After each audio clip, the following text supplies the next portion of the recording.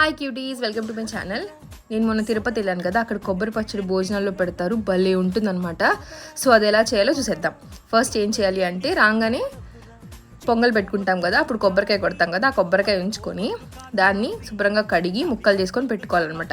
ఆ తర్వాత ఎండుమిరపకాయలు మీకు కారానికి సరిపడా తీసుకొని తొడాలు తీసి పక్కన పెట్టుకోవాలి. ఆ తర్వాత నూనె వేసి బాండి కొబ్బరి ముక్కలు వేసుకోవాలన్నమాట. అవి బ్రౌన్ వచ్చిన తర్వాత ఎండుమిరపకాయలు కూడా వేసుకోవాలి. కొంచెం పులుపు కోసం చింతపండు వేసుకోవాలి. ఆ తర్వాత కొంచెం ధనియాలు కూడా వేసుకోవాలన్నమాట. అవన్నీ చెడుపట్లు ఆడిన తర్వాత మొత్తం అన్నీ వేగిన తర్వాత చల్లారి పెట్టుకొని మిక్సీలో వేసుకొని మెత్తగా పట్టుకోవాలన్నమాట. కొంచెం వాటర్ వేసుకొని పట్టుకుంటే బాగుంటుంది.